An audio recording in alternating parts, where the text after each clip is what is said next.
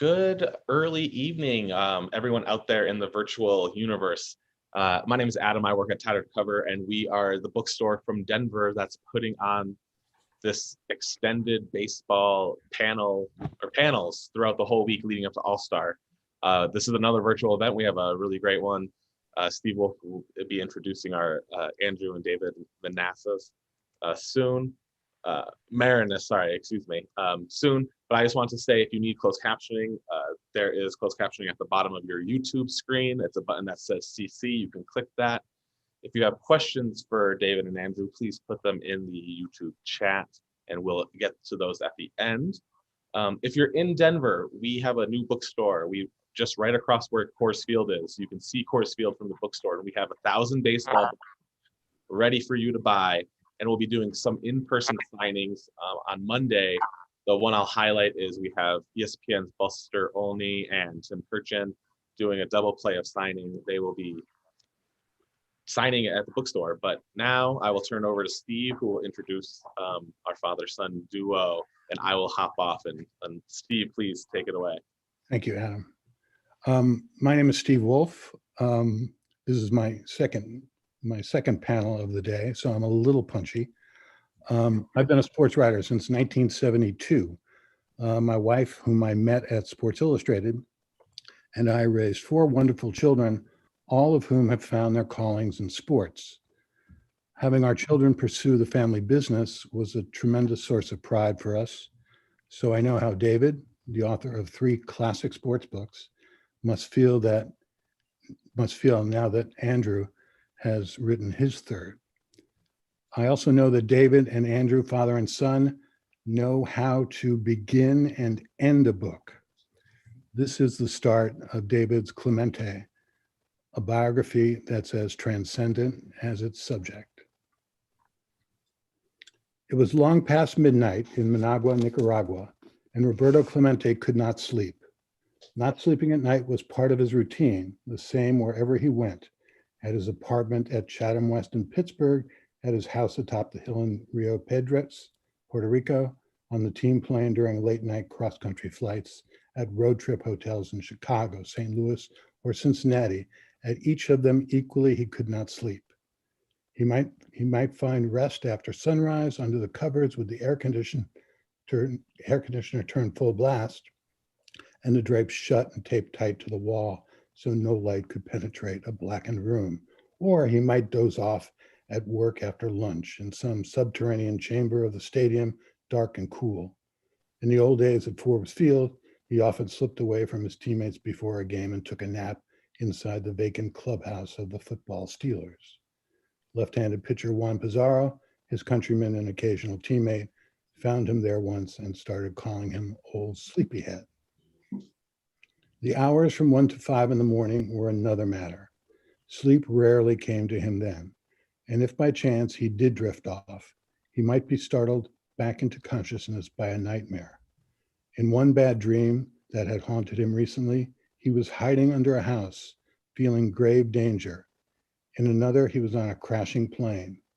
His wife, Vera, knew all about these recurring nightmares. She knew that he looked for omens and that he believed he would die young. And if I may, I'll go to the end of the book.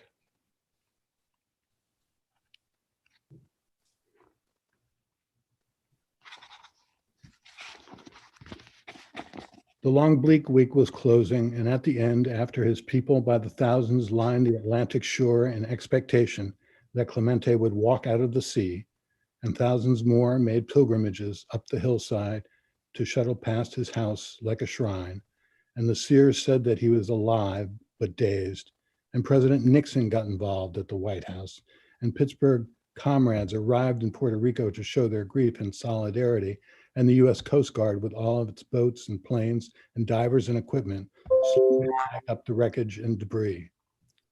Searching in a probability of detection area stretching for miles. At the end, finally, on a coral reef a mile east of Punta Maldonado, they found one sock, and Vera knew it was Roberto's. One sock, that's all. The rest to sharks and gods.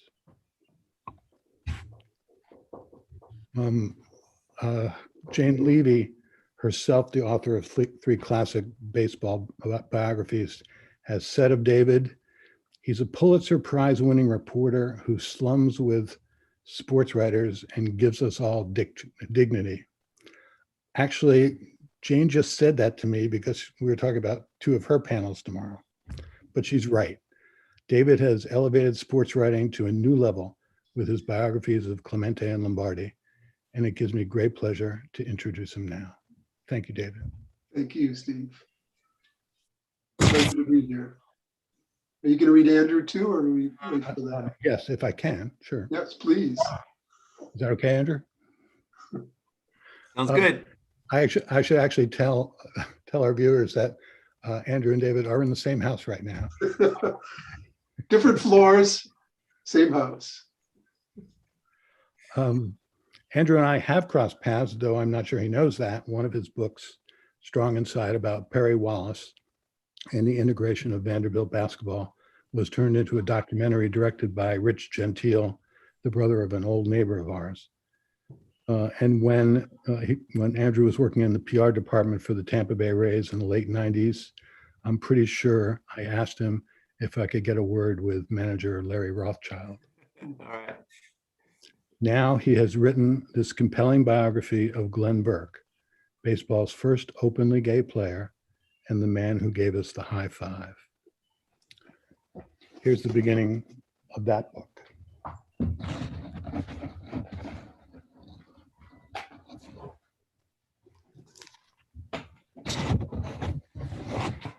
Here's the cover of that book for those of you watching at home.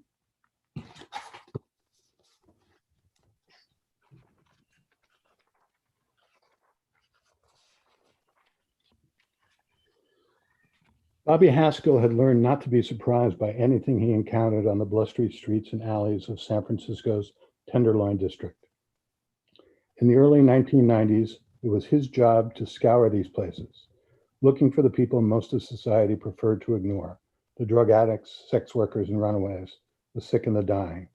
As a therapist and homeless advocate for the Tom Waddle Clinic, Haskell's mission was to find these men and women, to earn their trust, and to educate them to the healthcare services available to them through the clinic, to offer a human connection in a world in which they felt all alone. Haskell has never forgotten the day he walked into one of the many cheap hotels in the seedy Tenderloin in search of a homeless man the boss had asked him to track down. To call these places hotels was a stretch. They weren't national chains that offered free breakfast, a pool, and cable TV. Instead, they were the kinds of dingy hotels that locked the fire escapes to keep people from skipping out on their bills. A bar of soap was a luxury. But for the men and women who could scrape together enough money, typically less than $10 a night, a room here was a step up from living on the street, even if for just a month, a week, or a day. Haskell found the room he was looking for and knocked on the door. Even by the dismal standards of the Tenderloin, this was the barest room he'd ever seen. No furniture, just a mattress in a corner, and on that mattress was a black man, curled up in the fetal position, wearing nothing but a pair of shorts. The man was sobbing and soaked in sweat, crying tears Haskell recognized from years on the streets, tears of hopelessness, fear, and drugs. Haskell sat cross-legged on the floor, not preaching, not judging, only offering conversation and information about his clinic's social and medical services. Gradually, the man stopped crying. There was a spark in his eye and the hint of a muscular, athletic body. In this godforsaken place, he still exuded charm and charisma. The man on the mattress spoke with the ease of someone accustomed to meeting new people. He began to share the story of his life, telling tales of athletic feats on the playgrounds of Berkeley, California, of a professional baseball career that had carried him to the game's highest peak, of the brief but joyful days of freedom and light when he was one of the most popular men in town. Bobby Haskell had heard all kinds of bizarre stories from people on the streets.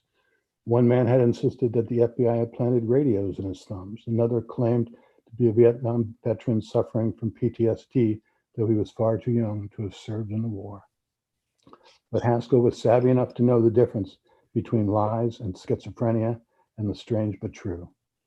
So when the man sitting across from him said he had once played for the Los Angeles Dodgers, had started in center field in Game 1 of the 1977 World Series, and had even invented the high five, Bobby believed him.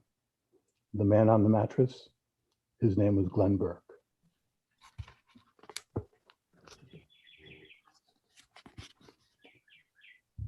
And this is the end of Andrew's book. On April 1, 2017, baseball fans gathered at the White Horse Inn, just a few blocks north of Oakland's Bushrod Park, where Glenn played as a kid. Patrons at the bar munched on popcorn, hot dogs, peanuts, and nachos, entered a raffle for A's tickets, and danced to music spun by a DJ. 40 years earlier, when Glenn Burke took note of the Yankee Stadium monuments of the 1977 World Series, he wondered aloud if someone might build a tribute to him one day. It turned out they would. The White Horse was the oldest gay bar in the Bay Area, established in 1933. And on this spring day in 2017, people gathered there to celebrate Glenn's addition to the Rainbow Honor Walk, a series of bronze panels embedded in sidewalks traversing the Castro district, recognizing some of the most significant lesbian, gay, bisexual, and transgender figures in history. Stretching down Castro and Market Streets, the plaques pay homage to the likes of astronaut Sally Ride, artist Frida Kahlo, writers James Baldwin, Tennessee Williams, and Virginia Woolf, mathematician Alan Turing, disco star Sylvester James, civil rights leader Bayard Rustin, Barbara Jordan, and Queen lead singer Freddie Mercury. In announcing the newest honoree, Honor Walk co-founder Dave Perry told the crowd at the White House that gay heroes and heroines can be found all around us. Even, he said, at home plate. Well done, guys. Thank you, Steve. And Thank you, Steve. And thank you for, oh, you go on. Well, men who write like that can speak for themselves. So I'm going to let them carry the conversation, but I will start you out with this question. David, your father was a journalist. Yes. What are some of the lessons he taught you? And my dad, David Maraniss, was a lifelong journalist who finished his career here in Madison, Wisconsin, where I have a summer house and Andrew's visiting. And I would say that the central lesson that my dad taught me was to search for the truth wherever it takes you. And I've sort of tried to follow that motto for my career, both in politics and in writing and sports. But my dad loved sports. He loved baseball in particular. I would say that baseball is one of the central threads of our family. And Andrew can talk to his relationship with his grandfather about that as well. One of the parts that we rarely talk about is my grandmother Cummins, who was a lifelong Tigers fan and spent every afternoon and evening listening to Ernie Harwell and George Kell in the old Tigers. So I have very fond memories of her sitting by the big old radio in Ann Arbor, Michigan, listening to those games. But it really passes down from my dad. And I would say it's not just baseball. He loved baseball in all of its specific aspects, but he also believed that baseball had a social meaning. He was a Dodgers fan. His favorite player when he was an adult was Jackie Robinson. And he was born in Boston, but taught me never to root for the Red Sox because they were the last team to integrate. So I think you can see in both the books that Andrew has written and I've written, there's an element of using sports to write about larger social issues, and that all passes down from my father. Andy? Andrew, what did you learn from David? Well, one thing he did is he passed along a fandom of the Milwaukee Brewers, for better or worse. Highlight of my life as a baseball fan was 1982. Hopefully I'll have another pennant one of these days. Growing up with a journalist as a father, growing up in Washington, D.C., reading his articles and others in the Washington Post was a great training ground to become a writer myself. I think the most important thing you can do to try to write well is to read good writing, and so I had a chance to do that every day, whether it was Dad's writing or his friends in the paper. And I felt like I was always part of his career in a way. That we have pictures of me tagging along to press conferences when I was 4 years old. I remember various politicians that he was covering would try to be nice to me as a way to curry favor with the Washington Post. I felt like I was along for the ride. I stole a lot of pictures from the Washington Post sports department. Which I never knew about until recently. Yeah. If anyone's ever looking for their file photos of the early 80s Brewers, I think I have them. But Dad's sensibilities that he passed along, that he talked about learning from his own father, I think he passed along to me also, and especially in terms of being a sports fan, but not just for the scores of the games, or the statistics, but the people involved and the social messages that are illustrated through sports. And that's what I find really fun and fascinating to write about myself, just like my dad and my grandfather.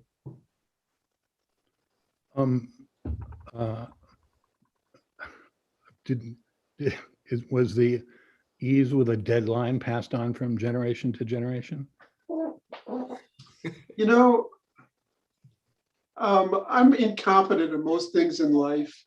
I can't change a light bulb, but writing has always come easily to me.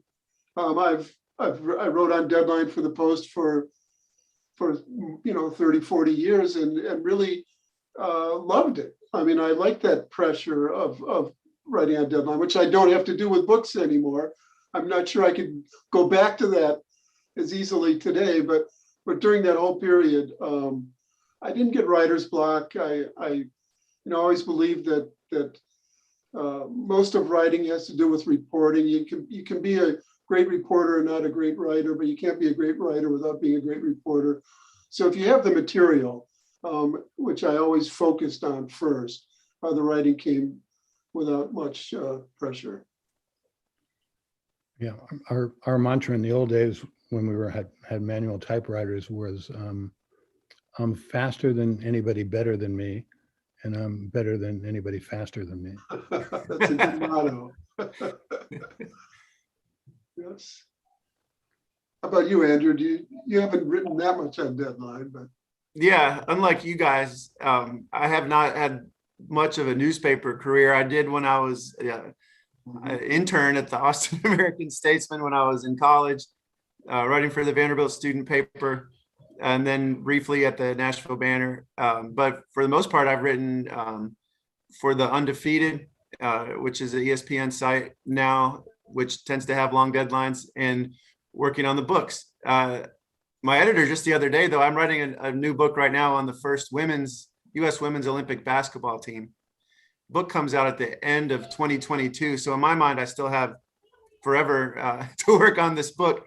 But they're asking, when would they see the final manuscript? I've written 11 chapters and probably have 20 to go. So I'm writing on deadline right now. With his 8-year-old son hanging around on his shoulders. Yes. And my 10-year-old daughter giving me this face right now outside the window.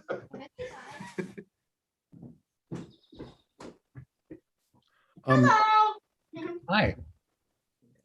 What's the shirt? Oh, Bruce. It's a Brewers shirt also, of course. Playing with my friends and making funny faces of my dad and annoying him. Okay. Well, my oldest son is also a sports writer. He covers the Eagles for The Athletic. And we try to keep out of each other's way. We don't show each other everything we write, but occasionally if we care about something, we'll lean on each other. Is that the case with you and your dad? Well, actually, Andrew the first book he wrote, he got really mad at me because he'd send chapters to us. And I wanted him to, I knew he was a good writer. And I knew that he might feel, or other people might feel, that he was leaning on his father. And I didn't want that. And so he'd send chapters to our house, and he'd get really excellent editing back from his mother, my wife, Linda, who was my first editor. And I really didn't say that much. And Andrew can explain it from there, but there was a reason for that. Yeah, and I really was sort of confused why the author in the family was not really responding with many edits to that draft. But in the end, it gave me a much better feeling as a first-time author to know that I did it without my father's fingerprints on that book, at least in a literal way. Everything I know about writing came from him, but he wasn't providing line edits or, move this scene to this other chapter, those types of thoughts. So I had a much, I think, sense of satisfaction of doing it essentially by myself. He really didn't need my help in the end. Do you both see similarities between Clemente and Glenn Burke and the fact that they're at the forefront of their cultures? Oh, absolutely. I mean, they're from different generations. Someone asked me today, what would Clemente have thought about Glenn Burke, and the fact that he was gay? I can't really answer that question, honestly. I don't know. I do know that Roberto Clemente had a deep passion for underdogs of all sorts, for children, for old people, for poor people, for anybody who wasn't part of the dominant society. And so I imagine that he would have been very supportive of Glenn Burke, but I can't say that for certain. But in terms of his personality, his belief system, and the way he was in the vanguard of something, which was the rise of Latinos in Major League Baseball, and a proud Puerto Rican, I think you can see some similarities between the two. What do you think, Andy? Yeah, I think there are similarities and great differences also. A similarity in terms of the pride in who they were, although Glenn wasn't necessarily able to express that, at least while he was an active Major League Baseball player.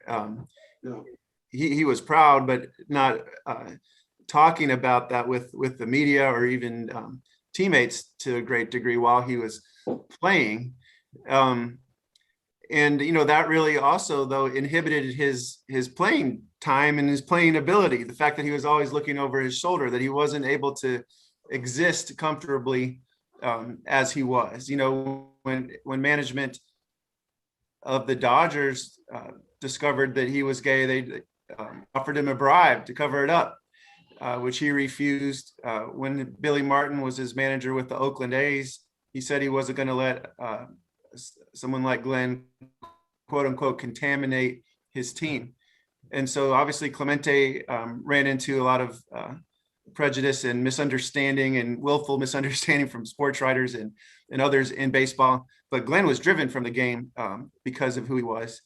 And like Clemente, died a tragic death. It wasn't on a humanitarian mission. But as you read in those chapters, Steve, he was experiencing homelessness and had no money and died of AIDS at a time where there wasn't much sympathy for people with HIV/AIDS in this country. And so you can see some similarities. I know this event is taking place in conjunction with the All-Star game. Clemente, one of the greatest players of all time. Glenn Burke wasn't one of the greatest players of all time, but the thing is, we don't know how good he could have been because he wasn't given a chance. Right. Andrew, you have to assume that anybody watching this loves baseball and knows some baseball, but they might not know too much about Glenn Burke. So, put him in the context of when he played baseball. Clemente died at age 38 in 1972. How old was Glenn when he died, and when did he play? Yeah, well, Glenn came up in the Dodger system in the 1970s, when the Dodgers were a great team loaded with future All-Stars, Hall of Famers. Came up briefly. Andy's freezing a little bit here, folks. Sorry about that. I hope he gets unfrozen again. But until he does, I'll talk a little bit more about Clemente, who was in 13 All-Star, or actually 15 All-Star games, 13 years, and added, of course, over 300 in the All-Star games, like he did in everything he ever did. But Steve, I'm sure you feel the same way. I mean, think about who was in the outfield in those All-Star teams in the 1960s. You had Willie Mays, Henry Aaron, and Roberto Clemente. So that, and then you had Frank Robinson for a part of that era. You had Tommy Davis, who people forget was a tremendous hitter for some of those years. Billy Williams. I mean, just to get in the outfield in those days in the National League was extraordinary. And Clemente, usually when he made the team, he played right field. Hank Aaron was also a right fielder. I once was at I loved Hank Aaron, but Roberto Clemente was my guy. Aaron once, late in his life, invited me to speak at a fundraiser that he held in Milwaukee to help underprivileged kids.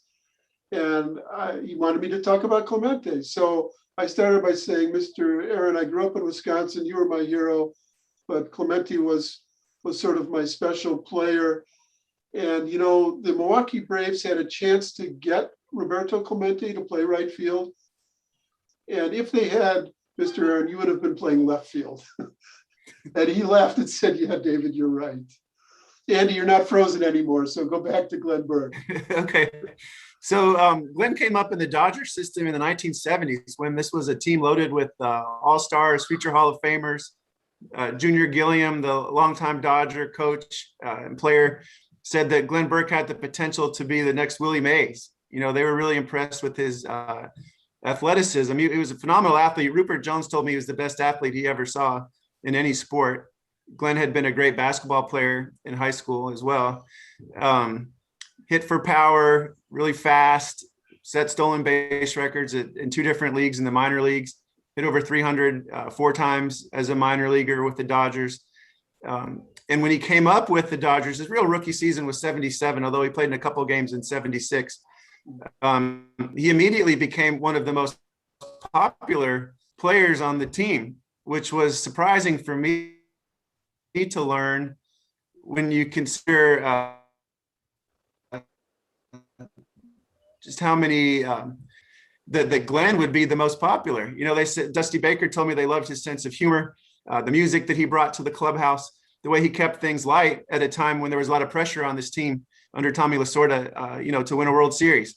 When Glenn was traded to the A's, sports writers wrote about the fact that there were Dodger players sitting in front of their lockers crying. This is a rookie fourth outfielder who's been traded, and there's players like Don Sutton and Steve Garvey crying at their lockers. It shows what a charismatic and important figure on that team, even though he wasn't, one of the best players, but he was a glue player, that all the guys really admired.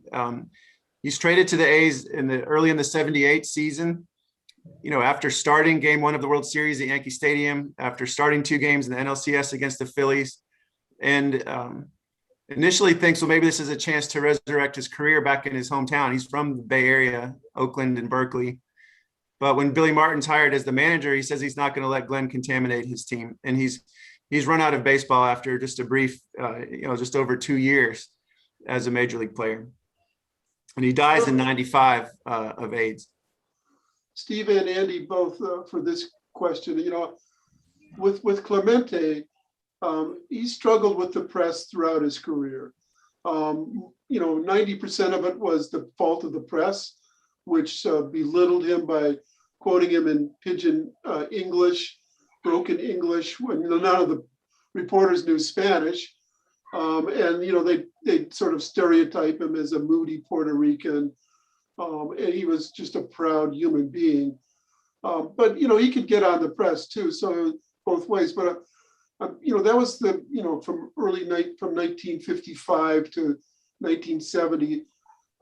Glenn Burke came along a decade or more later. And I'm curious for both of you, you know, how the press handled first Glenn Burke and also social issues in the 70s compared to the 60s.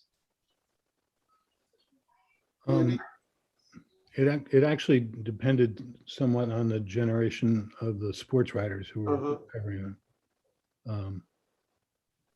You know, the younger guys were a little more tolerant and free thinking.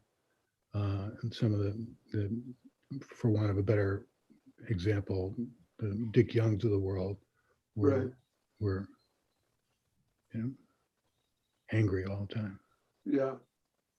How did they handle Glenn Burke, Andy? Yeah, well, the thing with Glenn is sports writers, some of them knew that Glenn was gay, but they didn't write about it. You know, they felt like that was not something that you would write about. A few of them made overtures to some of Glenn's teammates, saying that if Glenn ever decided that he wanted to, you know, make an announcement and publicly come out, that they would be the person to go to break that story. When Glenn did publicly come out for the first time, it was 2 years after he was out of pro baseball. So it was 1982. He did an interview with Bryant Gumbel for the Today Show, in Gumbel's first year as a host of the Today Show. And there was an article in Inside Sports that wasn't written by a sports writer. It was written by one of Glenn's friends and lovers in San Francisco, who was also a writer. And in some ways it was, you know, couldn't have been a better author of the article for Glenn to come out, someone he knew.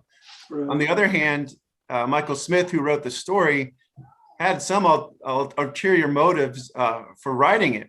And Glenn thought they were going to split the money even from Inside Sports that came in for the story. He never saw any of the money.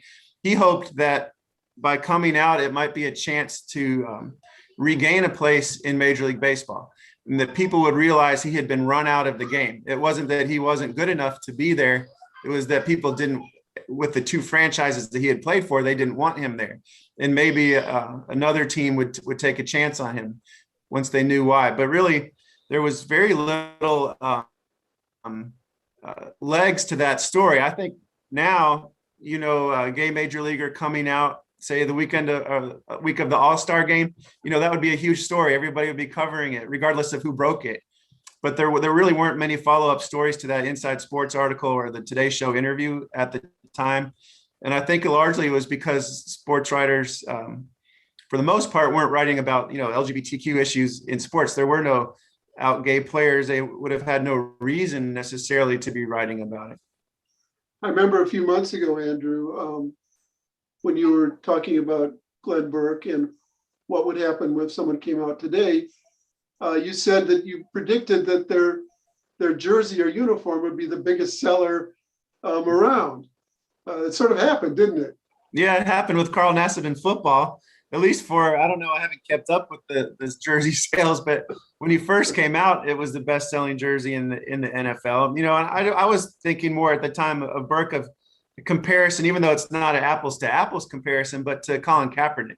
You know, even when he wasn't playing, had one of the best selling jerseys in the NFL, or the best selling jersey. And just thinking about how polarized the country is right now, you know, I think an openly gay Major League Baseball player would be incredibly popular and seen, you know, rightfully so, as a trailblazer and a role model, and also experience a lot of hate from certain factions of the country too. But we'll just have to wait and see. On Glenn's deathbed, he said that he hoped that his experience would make it easier for gay players in the future. Billy Beane, not the Oakland A's Billy Beane, but the executive with Major League Baseball. Now Billy Beane is the only other Major League Baseball player who has come out. And again, that was after his playing days were over. Right. You know, I'm sure, Steve, you probably covered Dusty Baker at certain points, but whenever there's a story and Dusty's part of it, he comes off like the great human being that he is. My son would be embarrassed for me to tell you that my second son works for the Washington Nationals. He's Okay. our operations, and he thought the world of Dusty. Yeah. He told a story like the second day of spring training, but Dusty had just gotten there, and my son was walking over to the minor league fields, and suddenly he hears a voice go, "Hey, John, wait up." And he turned around, and there was Dusty Baker, wanted to walk with him to the minor league fields. That's really nice. And Andy, I'm sure that if a player were to come out today, they'd want to play for Dusty, don't you think? Oh, absolutely. I mean, I think there are other managers that would be supportive as well. I know Gabe Kapler has been very outspoken with the Giants and would be supportive, but Dusty's lived it, with Glenn, and I think everybody loves him anyway. He would be an ideal guy to play for. Dad, what was it like for you writing about Clemente, who had been your favorite player? I know that you needed to retain some journalistic detachment in some respects, but writing about a figure that you admired so much, was that easier or harder to do? It was harder. I had some experience with that, writing the biography of Vince Lombardi. Not that I wasn't ready for Lombardi warts and all, which I definitely was, but dealing with the old Packer players, interviewing them, who had been my teenage years, they were my heroes, and I was afraid they'd all turn out to be jerks. And in fact, I discovered really that a lot of football players are very smart. They're not the dumb lugs that you think they are. More football players have had more college experience than most baseball players, actually. But with Clemente, it was different. But I try to start every book I write as though I know nothing. I started, it's really impossible to do, but I sort of believe in that tabula rasa idea, that, what I think I know is probably wrong, so I'm going to start from scratch. And so I did that with Clemente. And, he certainly was not, he's considered a saint in Latin America for all of the right reasons, especially of baseball playing Latin America, because of, the way not just the way he played baseball, but the way he lived his life. His motto was, if you have a chance to help others and fail to do so, you're wasting your time on this earth. And he died living out that motto. But he was also arrogant. He could be snippy with people. He once clocked a fan who got in his way when he was boarding the bus in Philadelphia, decked the guy. He had human flaws in various ways, but he had such a deep social commitment and pride in his people and his country, and the fact that he was not just Puerto Rican, but a Black Puerto Rican, that I really came away from the book understanding him at a deeper level and admiring him more. Part of my, every kid has somebody that they attach themselves to. It doesn't have to be an athlete. It can be a singer or a writer or an artist of some sort. And for me, it was Clemente. And part of that had to do with the fact that I heard very early on that he was a hypochondriac. And I'm a hypochondriac. I was as a kid. When I was 10 years old, I was sure I wouldn't make it to 11. So to have this great baseball player have that same human flaw was part of what attached me to Roberto Clemente. And as I reported the book, it became clear to me that yes, he was a hypochondriac, but it was because he was an artist and a perfectionist. And so if someone asked him what was wrong with him, he would tell them, about every little ache and pain in his body because he felt all of his body so deeply. But he also played more games than any Pittsburgh Pirate in history. So he couldn't have been too much of a hypochondriac. Andrew, what drew you to Glenn Burke? What was the magnet there? Yeah. Well, my books are considered books for young adults. Strong Inside, the original edition I wrote, is a book for adults, but I adapted it for middle school kids. My second book is called Games of Deception. It's on the first U.S. men's Olympic basketball team in 1936 Olympics in Nazi Germany. So it's another book that related to sports and politics. And that one I wrote straight for kids. Singled Out is considered a young adult book for high school or college age students, but really written in a way that anybody could enjoy. And in all the books, I'm looking to tell stories that involve sports and politics and social justice.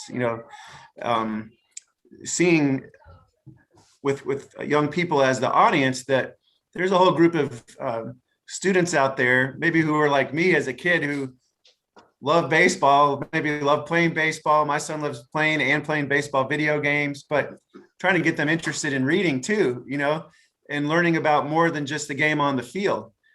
And maybe they'll see a book with a basketball player on the cover or a baseball player on the cover and not be intimidated by that, and pick it up and learn a story that's about so much more than sports. And so with Glenn, I thought that it was time and timely to write about a gay athlete. I don't know that back when I was in middle school or high school that a lot of straight kids would have been ready for that story. But in my experience, visiting schools over the last 5 years with my other books, these are the types of stories that students want to read, and Glenn's story isn't really that well known. I don't even think by most adult baseball fans, so it was a chance to tell a new story with an important and relevant social message. I thought that's what appealed to me. Unfortunately, since the time the books come out, in the state where I live, Tennessee, the state legislature and the governor, Republicans both, have been trying to prevent books about gay themes or gay characters from even being introduced in schools. They signed a bill this last session that would give parents the ability to opt out from lessons that involved LGBTQ themes and characters. So I think it's another sign of why a book all the more is important right now. And so those are the types of stories I'm trying to tell. Well, let's hope that book burning or banning actually helps sell your book. It usually backfires. Historically, see. Any effort to censor books makes them even more popular. Maybe so. And I have a lot of faith in teachers and librarians not to care what these laws are, hopefully. I know there could be a chilling effect, or they might hear from some parents, but my experience, teachers and librarians are great, and they know these are the types of stories their students want to and need to read. And with all this bogus attacks on critical race theory, you're finding even legislatures trying to prevent the teaching of racial history in a way that our books deal with it. We're going 2 steps forward and 3 steps back in some ways. Absolutely. I think that Adam has some questions from the audience that he wanted to ask as well. Great. Yeah, definitely. The one question is, Andrew, you mentioned you're currently working on a book about the first Olympic women's basketball team, correct? And so the question is more, what are some stories that you think you might want to write? Not necessarily you might get to them, but just stories maybe you wish more people know, and then you can make a book out of it for both of you. What stories do you wish people knew? Andrew, you go on that one. He's got a whole list of. The question for me is whether to continue writing books that are strictly related to sports in some way, or to branch out from there. And I think in writing books for students, there's some value in being known for something. So teachers or librarians know, oh, that's Andrew Maraniss. He writes sports-related, history-related, social justice, sports books that are nonfiction, and you know where to go. You know what book to recommend to that kid in the school that might be interested in that type of story. So for now, I think I'm going to continue to lean in that direction. I did write an article for The Undefeated 4 years ago about the Ocoee massacre in Ocoee, Florida, which is considered the bloodiest election day in American history. It involves, voter suppression and racism. And this is, 100 years ago, but issues that are still obviously so relevant today. And so that's an area that I might come back to, will be my first non-sports related book.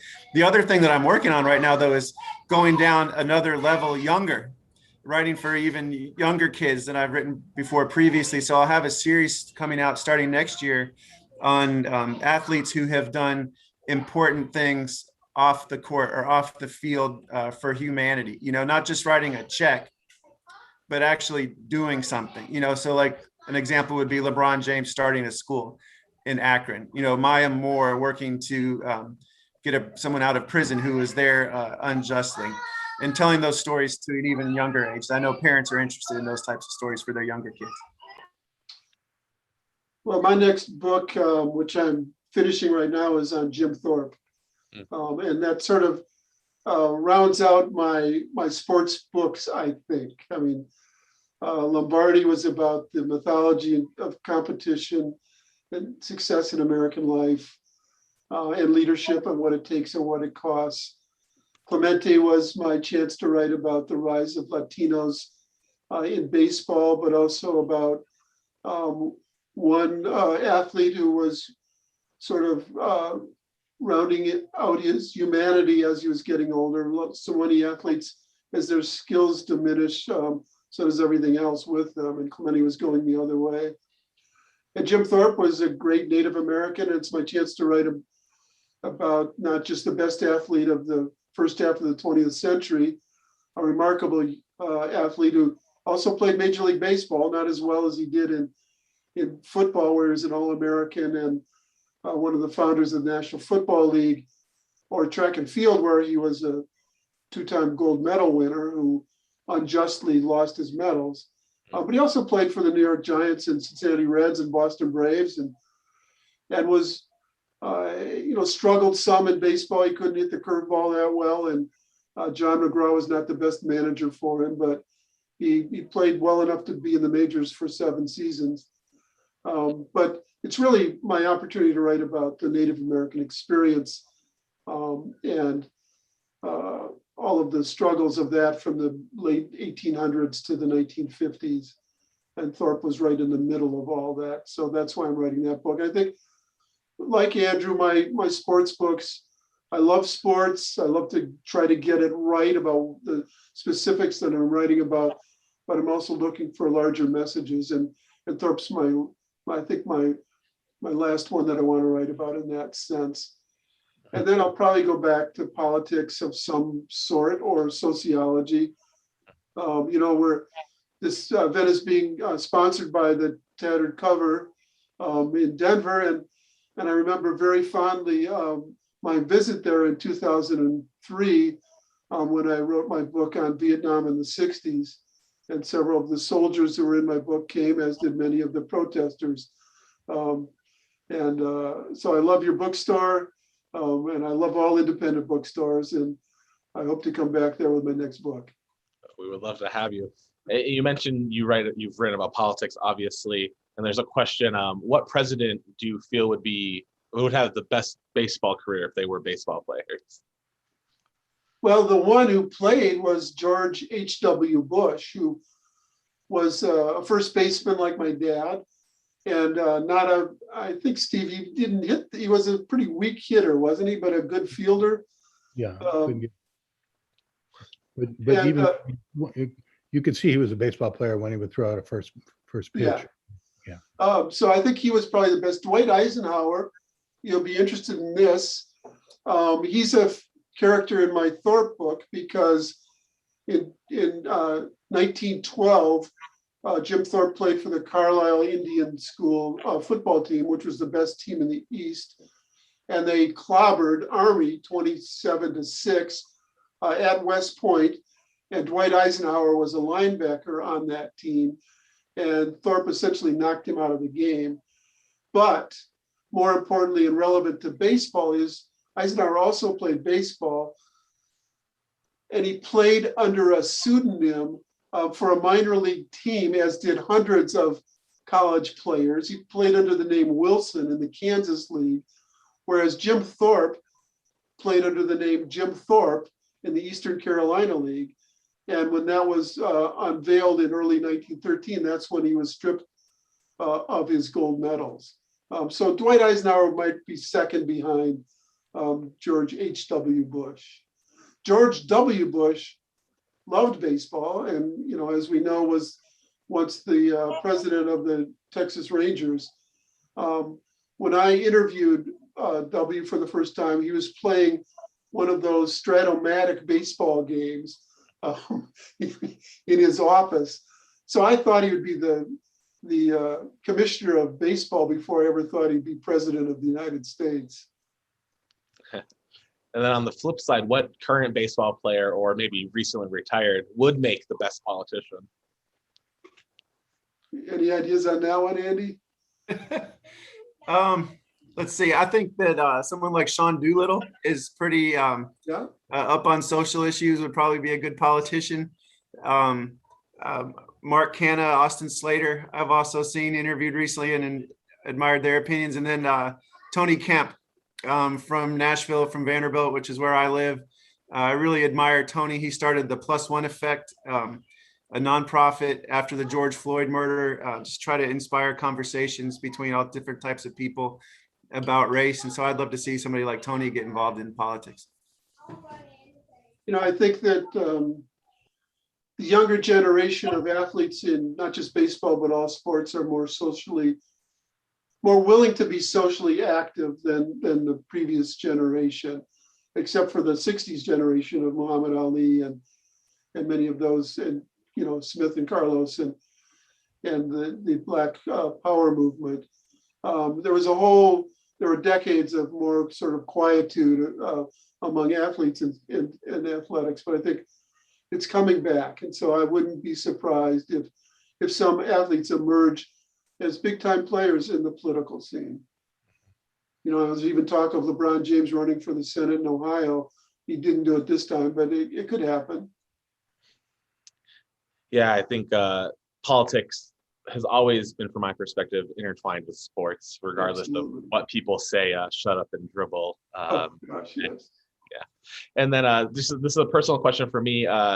Andrew, I know you have ties to Vanderbilt. I recently became a Mississippi State fan. My girlfriend went there, and so I watch. Sparks are flying already. Yeah. But we argue over what Vanderbilt pitcher is going to have a better major league career. She thinks Leiter. I think Kumar Rocker. What do you say? Who's going to have the better? That's an impossible question to answer. They were both a lot of fun to watch these last few years. My family, we went out to Omaha for the first. We saw Vanderbilt's first two games in the College World Series. If you just judge based on those games, you might say Leiter. He unfortunately lost, but he struck out 15 guys in a 1-0 loss to NC State. I think they'll both be drafted in the top 10 for sure. They both should be drafted, in my opinion, in the top 5. I think with the pedigree that he has with the dad that played in the major leagues, Leiter might have a quicker path to the majors, but I would be, you can't guess between those two which one will be better. I wouldn't be surprised to see them both starting in the majors as early as next year. Wow, and one of them could go to the Denver Rockies, right? Hopefully, we'll see. Yeah, the Rockies we have an all-star pitcher this year with him. But nobody wants to pitch in Denver, so yeah. And you've got two former Vandy pitchers on your team too, Sheffield and Bowden, both from Vanderbilt. So that's right. Yeah. Well, can you all just let us know where we can find you on the internet? What's your Twitter? What's your website? Just let readers know. Go ahead, Andy. I'll go first. So my website is just andrewmaraniss.com. And there's links to my Twitter and Instagram there. But my Twitter is, again, a nod to the True Blue Brew Crew. My Twitter handle is TrueBlue24 without the E. So TRUBLU24. Ben Ogilvy was number 24. And then my Instagram is just A Maraniss. So yeah, I love to, if anybody reads a book and has a question or wants to talk about the stories I've written about, I love to talk to people on social media. I'll send you my Ben Ogilvy profile. Oh, Oh, awesome, Steve. Yeah. I'd love to read it. I hear he did crossword puzzles, New York Times crossword puzzles in ink, That's right. which is what I've tried to do too. I'm not as socially sophisticated as Andrew, so I don't have Instagram. But my website is davidmaraniss.com, all one word. And I am on Twitter at David Maraniss, I think. Is that right? Yeah. You are. And Adam, let me say one other thing too. And Steve, you were kind to mention that Jane Levy quote at the beginning about dad, like classing up sports writing. But I think it's the other way. Wouldn't you agree, Dad? I mean, we're not going to hold political media up absolutely. above sports media, are we? No, I've always maintained that a lot of politics is trivia and a lot of sports is socially meaningful. And so you can write just as powerfully about sports as about politics. And I've never bought into that toy department sort of denigration of sports. And, you know, I grew up reading Sports Illustrated, and some of the best writers in the world wrote for Sports Illustrated. As you know, Steve was part of that cohort. So, you know, both in terms of writing and of social media, I think sports is a very fruitful place a good field to plow. Thank you. And speaking of Jane, she'll actually be on a panel that we're hosting tomorrow morning, 12 o'clock our time, Denver time. We have Melissa Ledke, Chelsea James, Jane Levy, Susan Waldman, Alex Coffey, and Jessica Mendoza discussing women's sports journalism. So please, that's all-star lineup. Yes, an all-star lineup, and it's other than this panel, of course, it's the one I'm actually really excited to see. But thank you both so much. Sorry Vanderbilt got beat in the College World Series. Yeah, Mississippi State deserved it. They were the best team this year. Yeah, I became a fan this season because of her, and so yeah, it was fun. But thank you all out there on the internet worlds for listening, and thank you, gentlemen, of course. Thank you, Steve, again. And people out there listening, I don't think you know, Steve had a very integral part in all these panels.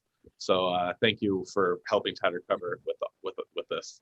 Yeah, thank you, Steve. Thank you, Steve. It was a real honor to see you on this, for you to be a part of this. Thank you. You're too nice. Thanks.